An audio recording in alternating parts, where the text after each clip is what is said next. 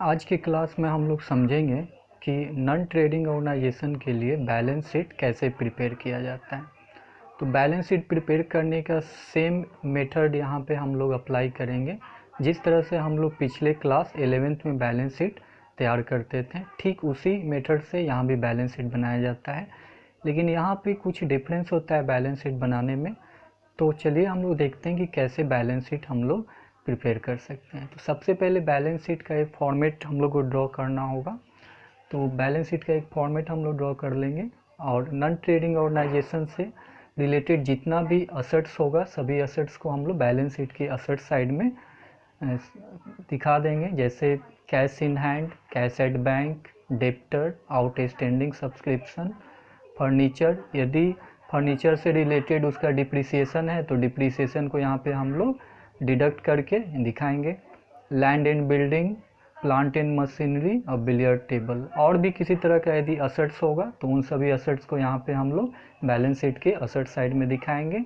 और यदि fix assets है, अब फिक्स एसेट्स से रिलेटेड उसका डिप्रिसिएशन है तो फिक्स एसेट्स में से डिप्रिसिएशन को हम लोग क्या करेंगे, डिडक्ट कर देंगे। डिडक्ट करने के बाद हम लोग यहाँ पे उसके अमाउंट को शो करेंगे। फिर दूसरी तरफ हम लोग देखेंगे कि लायबिलिटी साइड में सबसे पहले हम लोग कैपिटल फंड दिखाएंगे। इस कैपिटल फंड में हम लोग ऐड कर देंगे surplus. Income and expenditure account बनाने से जो सरप्लस हम लोग को मिलेगा उस सरप्लस को यहाँ पे ऐड कर देंगे। यदि डिफिसिट मिलता है तो डिफिसिट को हम लोग कैपिटल फंड से लेस कर देंगे, सब्ट्रैक्ट कर देंगे। उसके बाद जितना भी लायबिलिटीज होगा उन सभी लायबिलिटीज को यहाँ पे हम लोग दिखाएंगे, जैसे क्रेडिटर्स, आउटस्टैंडिंग एक्सपेंसेस, और भी किसी तरह का लायबिलिटी हो तो सभी लायबिलिटी यहाँ पे दिखाया जाएगा। क्वेश्चन में हम लोग को ऐसा दिया जा सकता है कि कैपिटल फंड आपको नहीं रहेगा क्वेश्चन में, तो ऐसे कंडीशन में हम लोग को सबसे पहले कैपिटल फंड कैलकुलेट करना पड़ता है। उसके बाद हम लोग बैलेंस शीट को प्रिपेयर करेंगे।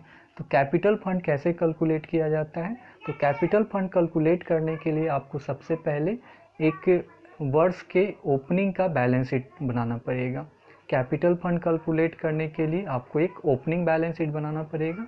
तो ओपनिंग बैलेंस शीट बनाकर आप कैपिटल फंड को कैलकुलेट कर सकते हैं, फाइंड कर सकते हैं। तो ओपनिंग बैलेंस शीट बनाने के लिए आप क्या कीजिए कि वर्ष के ओपनिंग का एक बैलेंस शीट बना लीजिए। इसमें वर्ष के ओपनिंग से रिलेटेड जितना भी असेट्स होगा सभी को असेट साइड में दिखा दीजिए और जितना भी लायबिलिटी होगा सभी को लायबिलिटी साइड में दिखाइए। इसके बाद आप ओपनिंग बैलेंस शीट को बैलेंस कीजिएगा और बैलेंसिंग फिगर जो मिलेगा ये बैलेंसिंग फिगर आपका कैपिटल फंड होगा। ओपनिंग बैलेंस शीट बनाने से जो बैलेंसिंग फिगर मिलेगा वो हमारा कैपिटल फंड होगा। इस कैपिटल फंड को हम लोग क्लोजिंग बैलेंस शीट में, यानी वर्ष के अंत का at the end of the year balance sheet जब बनाएंगे तो उस बैलेंस शीट में कैपिटल फंड करके इसे दिखाएंगे। तो इस तरह से हम लोग बैलेंस शीट प्रिपेयर कर सकते हैं। यदि ओपनिंग बैलेंस शीट क्वेश्चन में नहीं दिया हुआ है तो सबसे पहले ओपनिंग बैलेंस शीट बना लीजिए और ओपनिंग बैलेंस शीट बनाकर आप कैपिटल फंड फाइंड आउट कर लीजिए। उसके बाद आप लोग at the end of year balance sheet बनाइए। तो इस तरह से आप नॉन ट्रेडिंग ऑर्गेनाइजेशन के लिए बैलेंस शीट तैयार कर सकते हैं, प्रिपेयर कर सकते हैं। तो अगले क्लास में हम लोग ये देखेंगे कि कैसे बैलेंस शीट बनता है नॉन ट्रेडिंग ऑर्गेनाइजेशन के लिए। तो आज के क्लास में हम लोग समझ लिए कि बैलेंस शीट क्या होता है नॉन ट्रेडिंग ऑर्गेनाइजेशन का और इसे किस फॉर्मेट में और किस तरह से हम लोग तैयार कर सकते हैं।